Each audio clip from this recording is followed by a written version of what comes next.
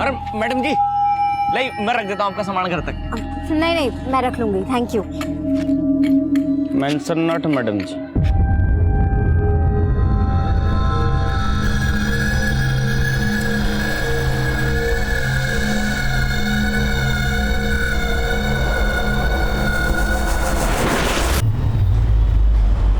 लो, हो गए फिर से दोनों शुरू। तू जब भी करनाल से आता है, इस घर में इस गेम के अलावा कोई बात नहीं चलती। तुझे पता है ना मीनल की शादी सर पे है। हाँ, अरे तुम्हें क्या हो गया? मेरी तरफ से तो पूरी तैयारी है ना। मेरे पे गुस्सा क्यों कर रहे हो? आप लोगों को शिकायत करनी है ना, गीता दीदी की करो। क्या कहा था आप लोगों ने? इस वीकेंड आ जाएगी, आई वो। लो याद किया और आ गया इसका वीडियो कॉल। हेलो, कैसे हैं आप सब? हम सब तुझसे बहुत नाराज हैं। तू आई क्यों नहीं? अच्छा बाबा, सॉरी, नेक्स्ट टाइम पक्का आऊंगी। मैं 1 मिनट में आती हूँ। अरे, ये मीनल को किसका फोन आ गया? अरे उसे तो फोन आते रहते बेटा। तू बता कैसी है, वहाँ सब ठीक है?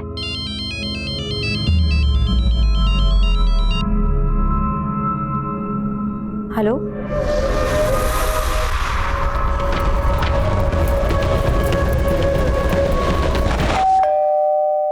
इतनी रात को कौन आया होगा?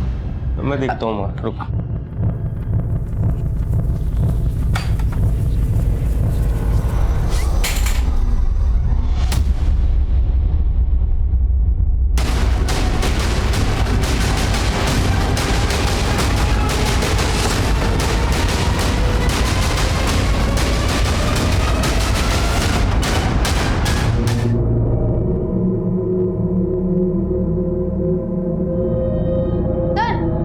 अंदर भी एक लड़की है लेकिन वो जिंदा है।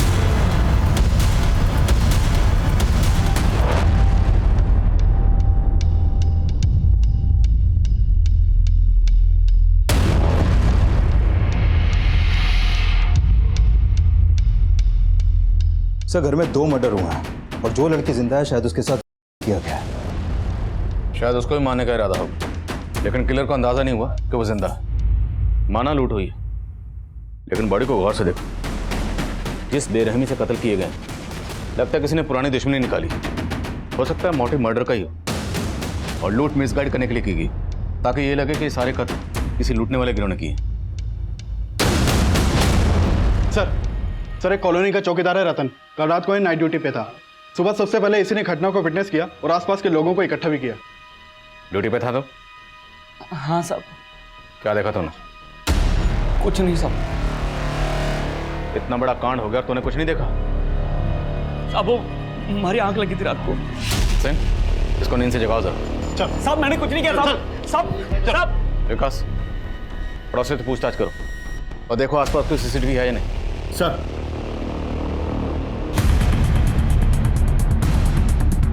मिश्रा, इस सीसीटीवी की फुटेज निकलवाओ जल्द से जल्द। सर, माधुरी आंटी यहाँ अपनी बेटी मीनल के साथ रहती थी और उनका बेटा रामेंद्र करनाल में काम करता था। हर सैटरडे संडे को आता था, तो शायद कल भी आया हो। उनका कोई रिश्तेदार है? हाँ सर, उनकी एक बड़ी बेटी भी है गीता, पर उसकी शादी हो चुकी है और अभी वो भोपाल में रहती है। अच्छा, माधुरी की फैमिली का किसी से कोई झगड़ा, कोई दुश्मनी, ऐसा कुछ? सर, ये लोग बहुत ही अच्छे थे और माधुरी आंटी आए दिन पूजा पाठ दान पुण्य भी करती थी। साहब, हमारी सोसाइटी में एक ही गार्ड है रतन। 3-4 बार हमने नाइट के लिए अलग गार्ड रखा, मगर साहब वो किसी को टिकने ही नहीं देता था।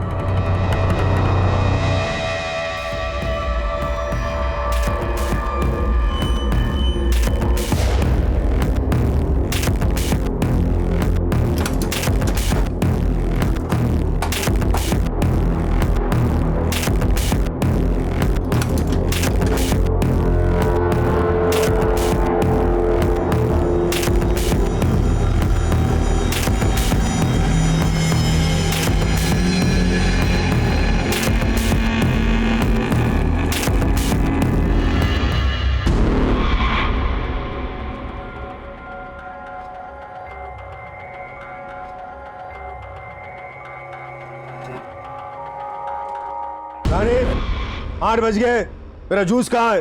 लाई पापा। डिसिप्लिन नाम की कोई चीज नहीं है इस घर में। पता नहीं दिन भर क्या करती रहती है। पापा जूस। जूस? पूरे 2 मिनट लेट हो तुम। अब मैं 2 मिनट के लिए तुम्हारे हाथ ऊपर करके तुम्हें खड़ा रखूंगा तो कैसा लगेगा तुम्हें? सॉरी पापा। सॉरी पापा।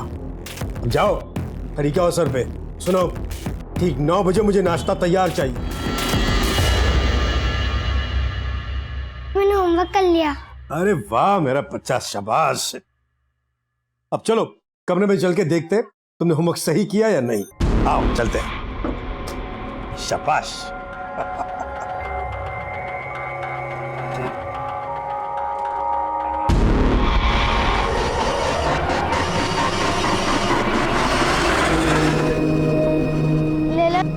ले लो ना फूल, ले लो ना 5 रुपए में, 5 रुपए में।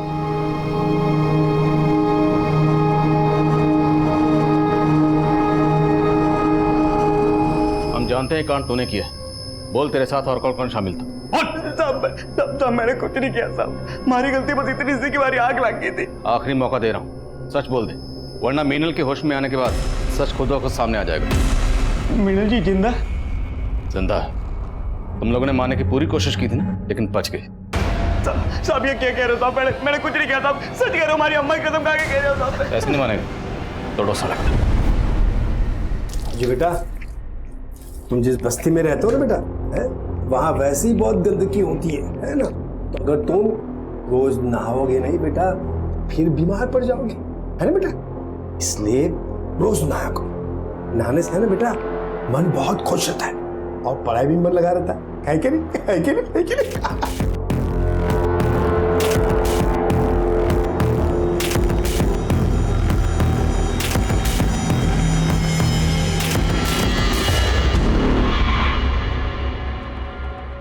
पापा जी,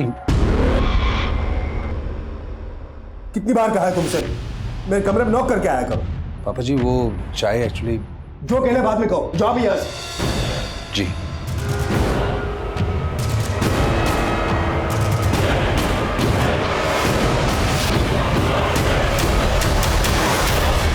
तो मोहल्ले के गेट पे जो सीसीटीवी मिला था वो पिछले 5 दिनों से फंक्शनल नहीं है।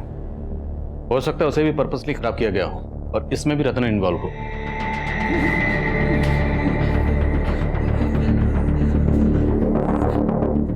अब बोलेगा सच? साहब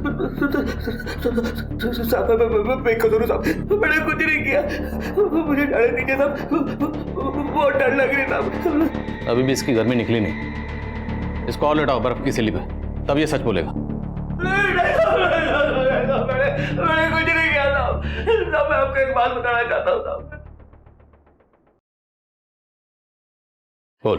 साहब उस दिन ना मैंने आप ही के लोगों को देखा था साहब। हमारे लोगों को? मतलब पुलिस वालों को? हाँ साहब, पहले मैं ये बात बताने से आपको डर रहा था, लेकिन उस रात ना साहब पुलिस वाले आए थे वापस और मेरी आग लगी हुई थी, इसलिए उनके पास जाने की मेरी हिम्मत भी नहीं हुई साहब। साहब वहां पर रात काफी थी साहब, इसलिए अंधेरे में किसी के चेहरा नहीं देख पाया और सबने पुलिस की वर्दी पड़ी हुई थी साहब। अपनी बकवास बंद कर। थोड़ी देर बाद बोलेगा वहां 4 टेररिस्ट आए थे गाड़ी में, तो तेरी बात मान लेंगे हम? पूरी रात इसको बर्फ की सिली पे लेटा, तब इसकी गर्मी निकलेगी। सब मुझे पता था आप लोग मेरी बातों को विश्वास नहीं करोगे, इसलिए मैं नहीं बता रहा था साहब। साहब सब मैं सच कह रहा हूं साहब। रानी, मैं बच्चों को पढ़ाने जा रहा हूँ, ठीक 8 बजे वापस आऊंगा, तब तक मुझे खाना तैयार चाहिए। ओके पापा। रस्सी जल गई लेकिन बल नहीं गया इस इंसान का। गनीमत समझो तुम्हारी शादी मुझसे करवा दी पापा ने। हाँ तुम्हारे लिए तो अच्छा है ना, लेकिन मेरा कहने को मैं इस घर का जमाई हूं, लेकिन मेरी औकात कुत्ते से ज्यादा नहीं है। और ये तुम्हारे बाप का कमीनापन है। शट अप अनिल, जबान संभाल के बात करो। तुम अपने पापा को संभालो ना। ये बच्चे पढ़ाने की समाज सेवा के नाम पे वो जो कुछ भी कर रहे हैं, इसका अंजाम क्या होगा तुम्हें कोई अंदाजा है? बस अनिल, मैं मानती हूँ पापा थोड़े गुस्सैल है, स्ट्रिक्ट है, पर तुम मेरे पापा के बारे में इतना गंदा सोच भी कैसे सकते हो? गंदा कर रहे हैं इसलिए बोल रहा हूं मैं। तुम्हारे पापा क्या कर रहे हैं, क्या करतूते कर रहे हैं, वो सब मैं देख चुका हूं। तुम्हारे पापा के चक्कर में हम सब फंसने वाले हैं। एक भी बच्चे के अगर माँ बाप को यह पता लग गया ना, तो हम सबके सब जेल पे चले जाएंगे।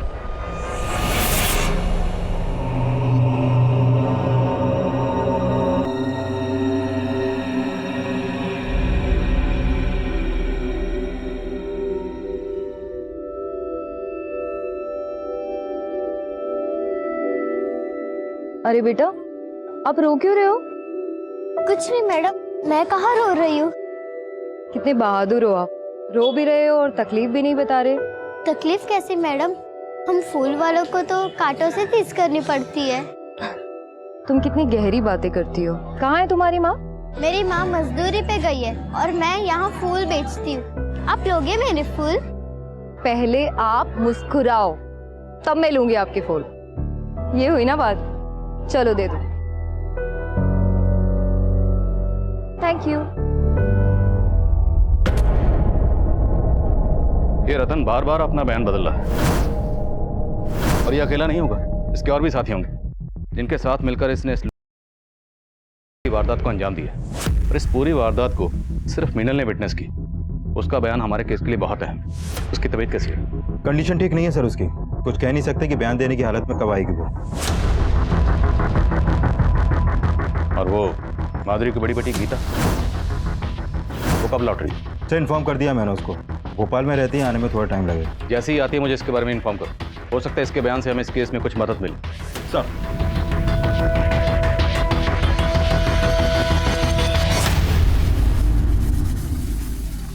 माँ, वो आंटी बहुत अच्छी है, उन्होंने मेरे सारे फूल ले लिए। तू है ही ऐसी कि पत्थर भी पिघल जाए। पर तुम नहीं पिघलती माँ, और मेरी एक भी बात नहीं मानती। तू सोच ले, मैं तेरी निर्दयी माँ हूं, लेकिन तेरा भला ही सोचूंगी। मैं गमी sir. Comment. Sir forensic team को माधुरी के घर से ऐसे कोई भी अननोन फिंगरप्रिंट्स नहीं मिले हैं जो क्रिमिनल से बिलोंग करते हो। शायद क्रिमिनल्स ने हैंड ग्लव्स पहने होंगे। सर रतन बोल रहा था कि वहां पर पुलिस की वर्दी में लोग आए थे, लेकिन मैंने पेट्रोलिंग टीम से चेक किया, उस रात वारदात के दौरान वहां पर कोई भी पीसीआर नहीं गई थी। मतलब ये रतन झूठ बोल रहा है। हो सकता है उसने खुद ही किसी गैंग को एंट्री दी। लेकिन सर रतन के कॉल रिकॉर्ड में इसका कोई क्लू नहीं मिल रहा। एक बात और सर, मैं मीनल का इलाज कर रहे डॉक्टर से मिला था, उन्होंने कंफर्म किया कि मीनल के साथ, लेकिन सर मीनल की बॉडी पर से सिर्फ डीएनए मिला, जबकि हम मान रहे थे कि इतनी बड़ी लूट और हत्या को कई लोगों ने अंजाम दिया होगा। मीनल की बॉडी पर जो डीएनए सैंपल्स मिले, उसे रतन के डीएनए सैंपल से मैच करवाने की परमिशन निकलो। सर रतन, रविंदर, माधुरी और मीनल, इन सब के कॉल रिकॉर्ड चेक किए। सर मीनल के नंबर पे एक सस्पिशियस नंबर मिला है, और पिछले काफी समय से मीनल की इस नंबर पे बातें हो रही थी। किसका नंबर है? सर दीपक शर्मा, गुरुग्राम के सेक्टर 15 का रहने वाला है, और सर घटना के 2 दिन पहले से ये गायब है। इसके घर पे भी ताला लगा है। सर पता चला है कि मीनल के साथ इसकी शादी होने वाली थी। ये मीनल का मंगेतर है? जी सर। तो इसका इस लूट और से क्या कनेक्शन हो सकता है?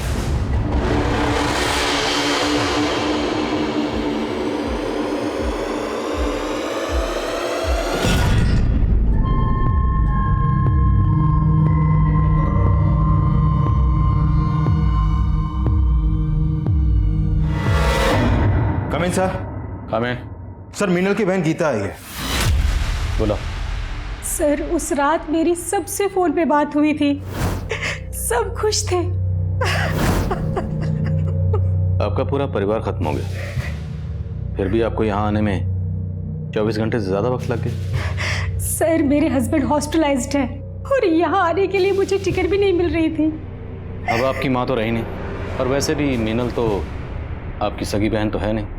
अब आपकी माँ के गुजरने के बाद उनकी पूरी प्रॉपर्टी, घर बार, सब कुछ तो आप ही का है ना? आप कहना क्या चाहते हैं सर? वही जो आप समझ रही। हमें पता चला है कि आपकी माँ अपनी प्रॉपर्टी का 50% आपकी सौतेली बहन मीनल को देने वाली थी, और बाकी का आपको और आपके भाई रामेंद्र को। सर आप जैसा सोच रहे ऐसा कुछ नहीं था, और 50% का हिस्सा उसे देना वो तो माँ का अपना डिसीजन था सर। लेकिन आपको अपनी माँ के इस डिसीजन से ऑब्जेक्शन थी, आपने ऑब्जेक्ट भी किया था। यस सर, हमने ऑब्जेक्ट किया था, और माँ तो मीनल को हमारा घर भी देना चाहती थी सर। उस घर से हम सबकी यादें जुड़ी थी, हम बस यही चाहते थे कि वो घर मीनल को ना मिले। और आपकी माँ नहीं मानी, इसलिए आपने उनको?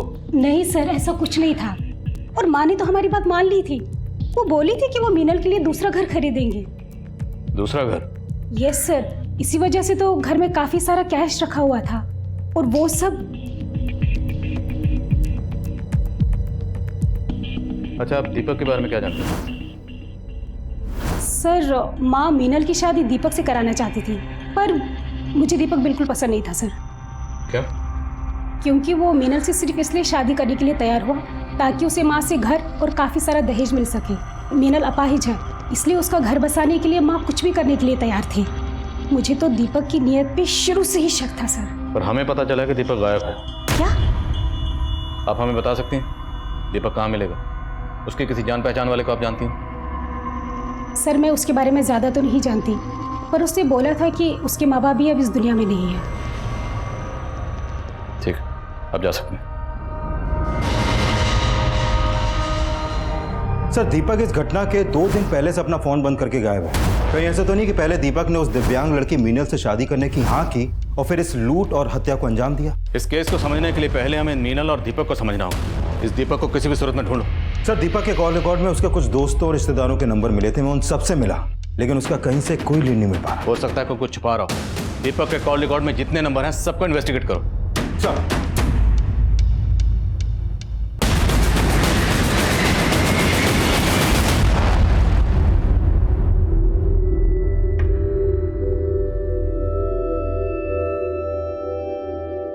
लो मैडम, मुझे दे दो, मैं संभालती हूँ इसे। हाँ, इसे थोड़ी देर के लिए तुम ले लो। Thank you so much. Mention not. अरे वाह, तुम तो इंग्लिश भी बोल लेती हो। पढ़ाई करती हो? नहीं मैडम, मैं नहीं पढ़ती। अच्छा चलो, तुम उसे 2 मिनट संभालो, मैं अब भी आई। हाँ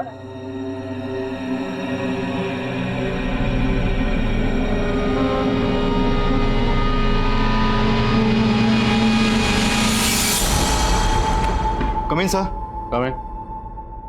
सर अपने खबरी दीपक के दोस्तों पे नजर रखे हुए थे सर। उन्होंने उनमें से एक दोस्त को सेक्टर 17 के घर में जाते हुए देखा है सर। हो ना हो दीपक वहीं पे छुपा बैठा है।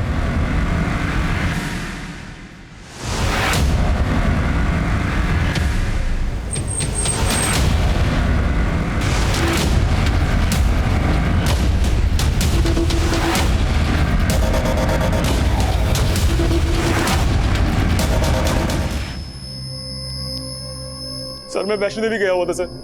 मैं एक प्रीपेड नंबर यूज करता हूँ, इसलिए मेरा मोबाइल बंद हो गया था सर। लेकिन जब मैं गुरुग्राम वापस आया मुझे मालूम चला कि मीनल की फैमिली के साथ ये सब हो गया है। मैं बहुत डर गया था सर, इसलिए छुप गया था। तो डर इसलिए रहा था क्योंकि तू इस सब में शामिल है। नहीं सर, मेरा इसमें कोई हाथ नहीं है सर। मैं तो मीनल से मिलने के लिए हॉस्पिटल भी गया था, लेकिन आप सबको वहां देखकर मेरी हिम्मत नहीं हुई सर।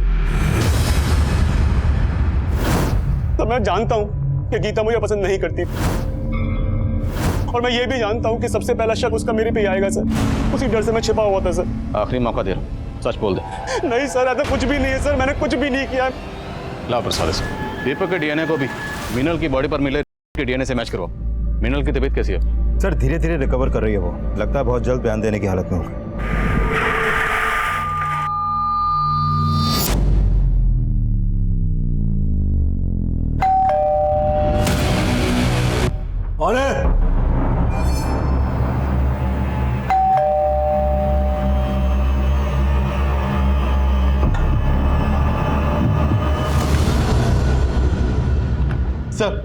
सर कंट्रोल रूम में फोन आया था, सेक्टर 21 के एक घर में मर्डर हुआ है।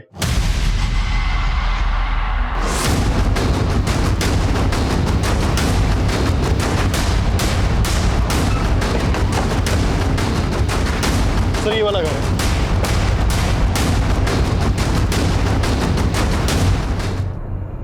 सर ये कर्नल अनंत चौधरी हैं, अपने बेटी और दामाद के साथ यहाँ रहते थे। इनके साथ जब ये हादसा हुआ घर में यहाँ कोई नहीं था, और सुबह जब इनके बेटी दामाद यहाँ पहुंचे तो उन्होंने ये सब देखा। बेटी और दामाद क्या सब आ रही हैं।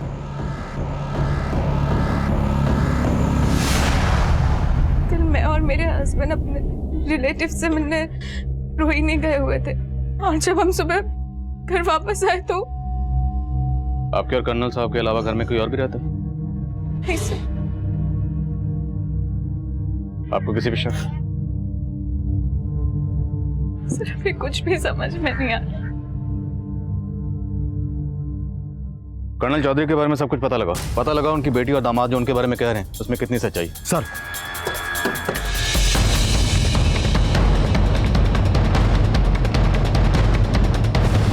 रात में यहाँ से किसी को आते जाते देखा था क्या? नहीं साहब, लेकिन कल शाम को कर्नल साहब के घर से काफी लड़ाई झगड़े की आवाजें आ रही थी, और उसके थोड़ी देर बाद उनका बेटी और दामाद सामान लेके यहाँ से कहीं निकल गए। ऐसा लग रहा था कहीं बाहर जा रहे हैं। सर हमारा पापा से झगड़ा हुआ था, लेकिन उनका मर्डर से इस बात का कोई लेना देना है या नहीं वो हम डिसाइड करेंगे। आप ये बताइए कि झगड़े की वजह क्या थी? सर हम आपको पहले बता नहीं पाए, एक्चुअली मेरे ससुर जी अच्छे इंसान नहीं थे। जो भी कहना साफ साफ बोलिए। सर वो पेडोफिलिक थे। सर वो चैरिटी के नाम पे बच्चों को पढ़ाते थे, लेकिन उनकी इंटेंशन ठीक नहीं थी। वो किसी न किसी बहाने से बच्चों को घर पे ले आते थे। और क्या ये सब सच है? हाँ सर, इसी वजह से उस दिन हमारा पापा से झगड़ा हुआ था। अरे वाह, हैंडसम लग रहा है मेरा राजू। बहुत अच्छे लग रहे हो। ये लो बेटा, ये पैसे अपने पापा को दे देना, ठीक है? जाओ, शाबाश। क्या है रानी, क्या बदतमीजी है? कितनी बार कहा है तुमसे मेरे कमरे में आने से पहले नॉक किया करो। एक मिलिट्री मैन की बेटी होकर इतनी भी डिसिप्लिन नहीं है तुम्हें। कीजिए पापा, मैं इतने टाइम से अनिल की बातों को इग्नोर कर रही हूँ, पर वो सही है। तो शर्म आती है कि आप मेरे पापा। क्या मतलब, क्या है तुम्हारा? आप अच्छी तरह से जानते हैं कि आप बच्चों को कमरे में लाके उनके साथ। Mind your language. पहले आप अपनी हरकतें देखिए पापा। नहीं रहना ऐसे इंसान के साथ जो बच्चों के साथ ऐसी गंदी हरकतें करते। नहीं रहना मेरे साथ तो निकल जाओ यहाँ से। हमें तो डर लग रहा था कि उनकी इन हरकतों की वजह से कोई बड़ा बवाल ना खड़ा हो जाए। और तो आपको लगता है इनकी मौत के पीछे ये वजह हो सकती है? सर हो सकता है किसी बच्चे के पेरेंट्स को इसकी असलियत का पता लग गया और वो। किन किन बच्चों का आना जाना इस घर में? सर अभी कुछ दिनों से कोई राजू नाम का लड़का बार बार आ रहा था घर पे। रहता कहाँ है रोज? सर वो पास की बस्ती में रहता है। उसका स्केच बनवा सकते हैं हम?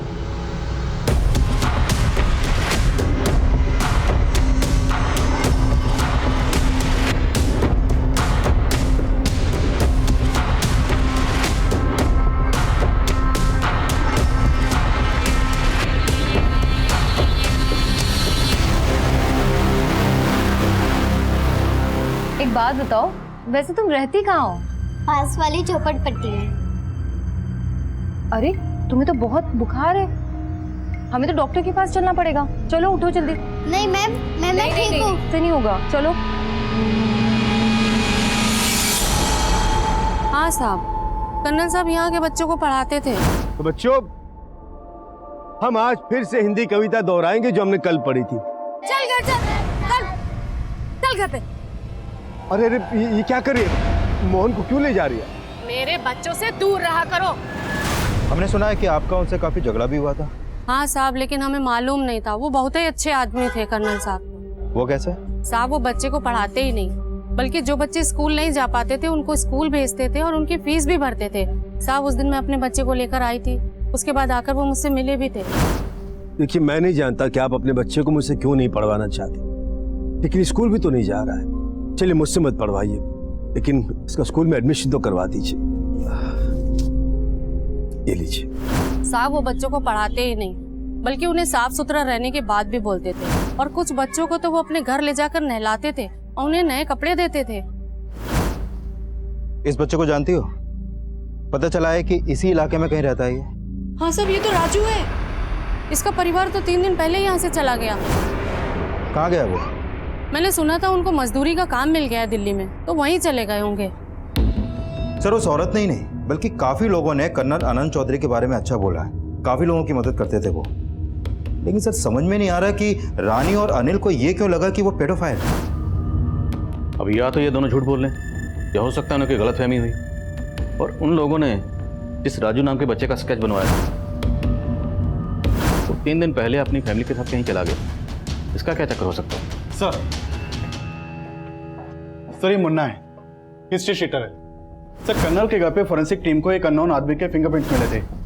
हमने अपने डाटाबेस से वो फिंगरप्रिंट मैच करके देखे, वो इस मुन्ना हिस्ट्री शीटर के फिंगरप्रिंट से मैच करते हैं। सर मुन्ना राजस्थान की एक जेल में लूटपाट और चोरी के इल्जाम में बंद रह चुका है। काफी टाइम पहले वहां से छूट गया था, लेकिन अभी अंडरग्राउंड है। तो हो सकता है इस हिस्ट्री शीटर मुन्ना ने कर्नल चौधरी का कत्ल किया, और यह भी हो सकता है किसी ने इसको सुपारी दी। लेकिन सवाल यह है कि सुपारी किसने दी होगी? सर हो सकता है ये सुपारी रानी और अनिल ने दी, क्योंकि पता चला है कि रानी और अनिल की कर्नल आनंद चौधरी से बिल्कुल नहीं बनती थी और कर्नल के मरने के बाद जायदाद भी उन्हीं की होने वाली थी। तो शायद रानी और अनिल ने हमें कर्नल के बारे में रॉन्ग इन्फॉर्मेशन दी। दोनों की बैकग्राउंड चेक करो और ये भी चेक करो क्या कर्नल की बैकग्राउंड में कोई ऐसा था जिसका इस हिस्ट्री शीटर मुन्ना से कोई ताल्लुक हो। सब माना कि मैं उनकी सगी बेटी नहीं थी, लेकिन उन्होंने हमेशा मुझे अपनी बेटी की तरह ही पाला था। उनके कहने पे ही मैं दीपक से शादी कर रही थी। उस दिन रात को रामेंद्र भैया करनाल से वापस आए थे। हम बहुत खुश थे सब।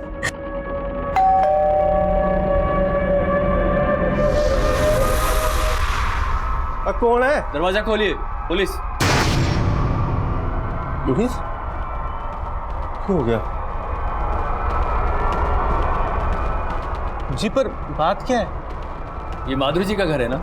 जी। आपसे एक केस के बारे में बात करनी है। दरवाजा खोलिए।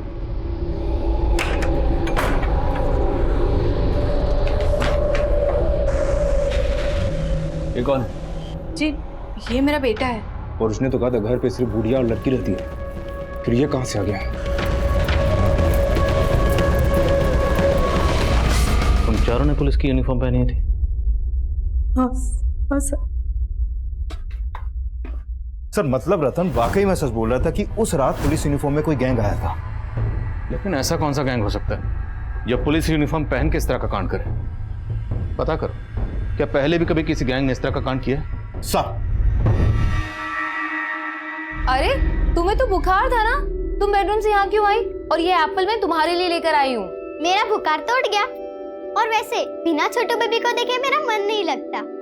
और छोटू बेबी का भी तुम्हारे बिना मन नहीं लगता। वो क्या है, छोटे बेबी को दूर से ही प्यार, वो क्या कहते हैं, इन्फेक्शन। हाँ।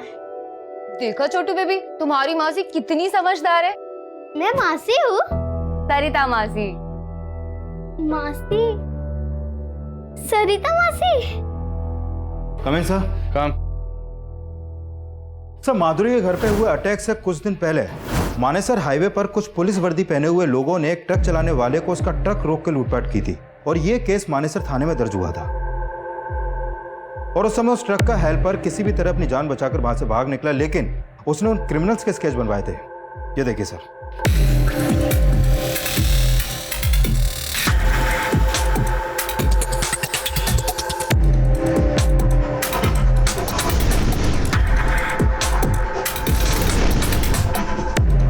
सर इनमें एक मुन्ना भी था।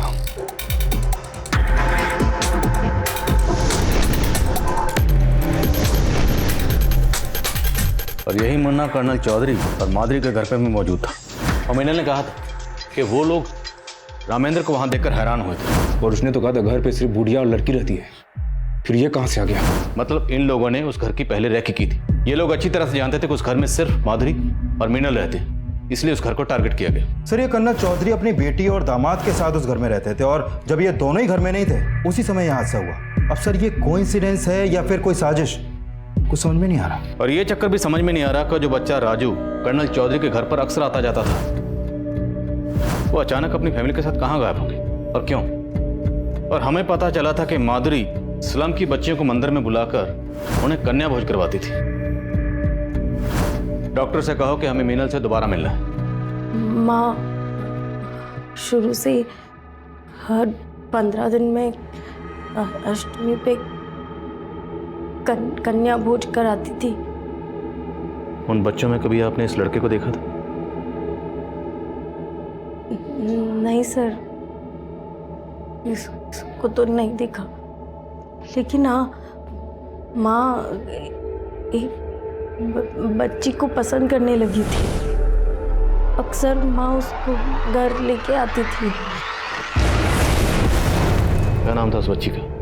कहाँ रहती थी जानती हैं? नहीं पता सर, लेकिन वो मैंने उसे मंदिर में फूल बेचते हुए देखा था।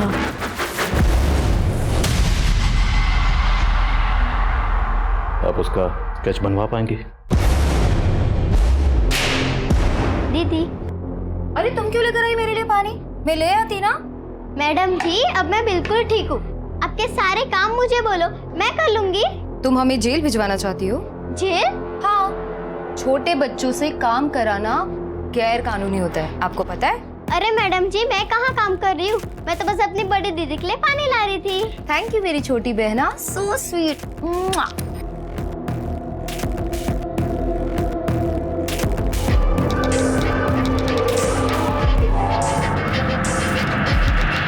सर मीनल ने जिस बच्ची का स्केच बनवाया था मैंने इसके बारे में मंदिर में पता किया, लेकिन सर ये काफ़ी टाइम से वहाँ पर देखी नहीं गई है। लेकिन ये पता चला है कि इस बच्ची का नाम सरिता है। और सर जितने भी लोगों से मैंने इस बच्ची के बारे में पूछताछ की, निकलकर यही सामने आया कि बच्ची सरिता माधुरी के घर पे हुए अटैक से पहले ही गायब हो गई थी। और वो बच्चा राजू, वो भी कर्नल के घर पर अटैक होने के 2 दिन पहले गायब हुआ था। लेकिन सर इन बच्चों का मुन्ना जैसे हिस्ट्री शीटर से क्या कनेक्शन हो सकता है? कुछ ना कुछ कनेक्शन तो है विकास, अब क्या कनेक्शन है ये पता लगाना होगा। खबरियों को काम पे लगा, दोनों केसेस की इंफॉर्मेशन निकलो। सर हमें ऐसा लग रहा था कि राजू और सरिता ऐसे 2 चेहरे थे जो इन दोनों ही केसेस को जोड़ने वाली कड़ी थे, लेकिन उनका हिस्ट्री शीटर मुन्ना से क्या कनेक्शन हो सकता था, ये जानने के लिए हमने दिल्ली, हरियाणा और राजस्थान के तकरीबन सारे पुलिस स्टेशन की पुरानी फाइलों को छान मारा। पुलिस टीम और खबरियों की दिन रात की मेहनत के बाद हमारे हाथ ऐसी इंफॉर्मेशन लगी जिसने इस केस का एक अलग ही पहलू हमारे सामने रख दिया। माधुरी और कर्नल चौधरी के घर पर लूट की वारदातों को अंजाम देने वाला कोई और नहीं बल्कि यही गैंग है, लीचड़ गैंग।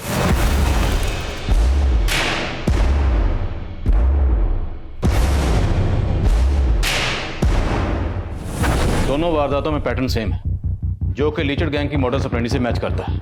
कर्नल चौधरी मंदिर के पास ट्यूशन पढ़ाता है और माधुरी भी कन्या भोजन के लिए अपने घर के पास वाले स्लम से कन्याओं को बुलाकर मंदिर में भोजन करवाते हैं। और कर्नल चौधरी के घर के पास के स्लम में रहने वाला बच्चा राजू अब गायब है और माधुरी की बहुत करीब बच्ची सरिता भी। मतलब साहब लीचड़ गैंग बच्चों की मदद से काम करता है। वो पहले खुद अपना टारगेट चुनते हैं और फिर बच्चों से उस टारगेट की रैकी करवाते हैं।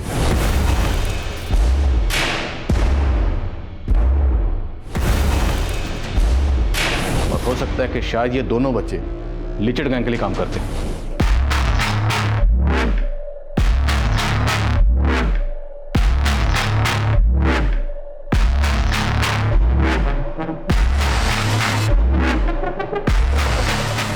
लीचड़ गैंग का एक पैटर्न है, जो बच्चे उनके टारगेट की रैकी करते हैं, वारदात होने के 2-3 दिन पहले से ही वो बच्चे गायब हो जाते और फिर उस गैंग की दूसरी टीम टारगेट पर धावा बोल देती।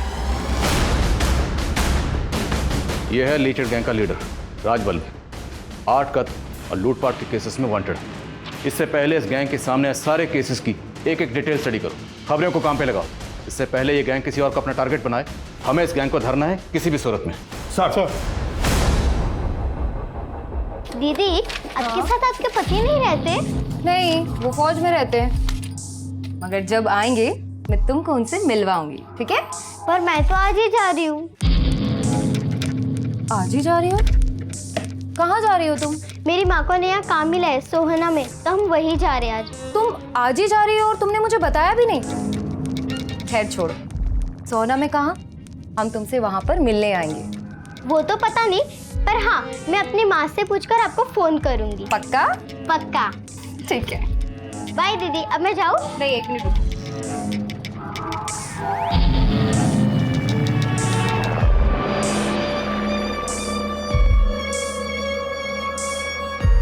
ये लो, ये पैसे अपनी मम्मी को देना और तुम्हारे रास्ते के लिए इसमें कुछ जरूरत का सामान है, ठीक है? हाँ। बाय दीदी। अपना ध्यान रखना। Bye bye.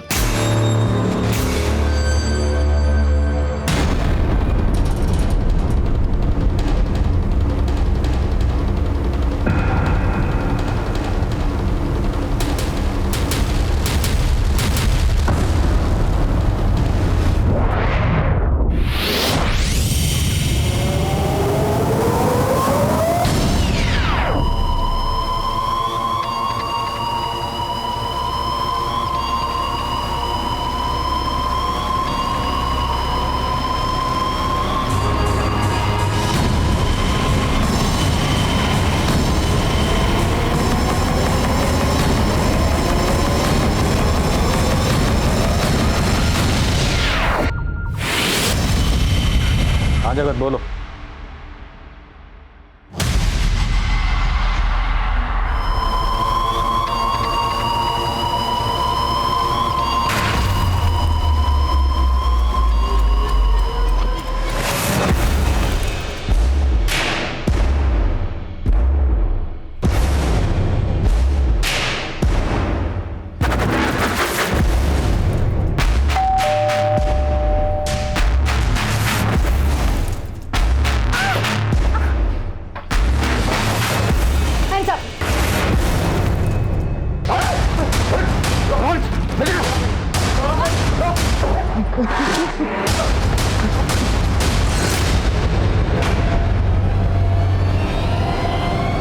राजवल्लभ कहाँ?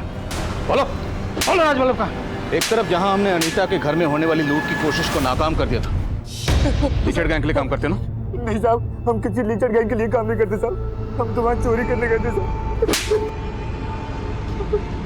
सरिता ने उस घर की रेकी की, और सरिता ने ही माधुरी के घर की रेकी भी की थी जहां तुम लोगों ने पहले लूट की और फिर उस घर को लूटा। और वो लड़का राजू, वो भी तुम्हारे गैंग के लिए काम करता है। उसी की मदद से तुम लोगों ने कर्नल का घर लूटा और उसका कत्ल किया। साहब हमने किसी का कत्ल नहीं किया साहब, और हम किसी भी सरिता और राजू को भी नहीं जानते साहब। झूठ बोलता, ऐसे नहीं मानेंगे, तोड़ो इन्हें। ये सब अपने आदमियों को बचाने की कोशिश कर रहे हैं। सर इनमें से तो कोई सच ही नहीं उगल रहा है। एक बार फिर से अनीता को मिलते हैं, हो सकता है वो हमें सरिता के बारे में कुछ ऐसा बता सके जिससे हमें राजवल्लभ और उसके बाकी आदमियों तक पहुंचने में मदद मिले। Right sir. जब सरिता यहाँ से गई थी तो उसने आपसे कुछ कहा? कोई भी ऐसी बात जो हमें उन तक पहुंचने में मदद कर सके? सर मैंने जब उसे 2000 रुपए दिए थे तो वो 10-15 मिनट के बाद फिर से मेरे पास वापस आई थी। ये लो, ये पैसे अपनी मम्मी को देना और तुम्हारे रास्ते के लिए इसमें कुछ जरूरत का सामान है। दीदी।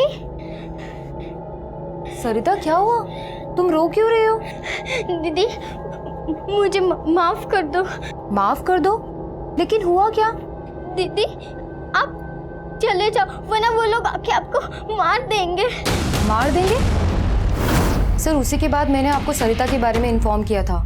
लेकिन हाँ सर, सरिता बोल रही थी कि वो अपने मम्मी पापा के साथ सोना जा रही है। सोना? इस छोरी ने फिर से हमारे साथ दगा करा है। वो तो इसके हाव भाव से मन में पहले ही पता चल गया था कि वो हमने फंसवाएगी, इसलिए मैंने वहां अपने दूसरे आदमियों को भेजा था। लेकिन राजवल्लभ भाई, पुलिस ने उन्हें पकड़ लिया है। वो लीचड़ गैंग के वफादार आदमी है, मुंह नहीं खोलेंगे।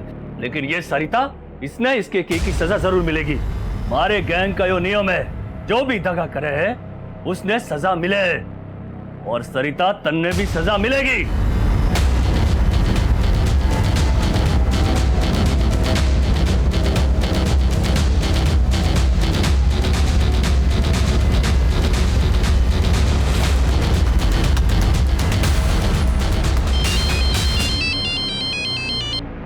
हेलो,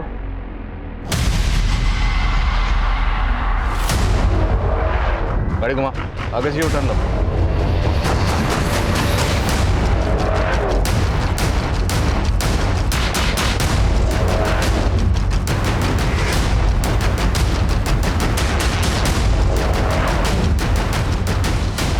चल हथियार ला।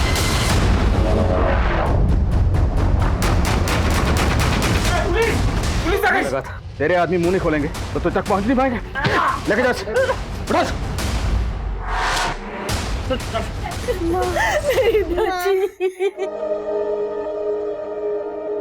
यूं तो सरिता खूंखार अपराधियों के लीचड़ गैंग का हिस्सा थी, लेकिन उसकी मासूमियत ने उसे यह फर्क बहुत जल्दी समझा दिया था कि लालच और हिंसा का अंत हमेशा बुरा होता है। सरिता समेत बाकी और बच्चों को भी बाल सुधार गृह में भेज दिया गया। दया भाव समाज के समुचित विकास के लिए अच्छा है, लेकिन जज्बातों की रौ में बहकर बिना जांच पड़ताल किए किसी अनजान के लिए अपने घर के दरवाजे खोल देना एक दस्तक है। आप अपने घर में एक जुर्म को दाखिल कर रहे हैं, जैसा कि इस केस में। अब मैं आदिल खान आपसे इजाजत लेता हूं। आपसे फिर मुलाकात होगी एक और नए केस के साथ। तब तक देखते रहिए क्राइम पेट्रोल दस्तक। मकसद बताना नहीं, बचाना है।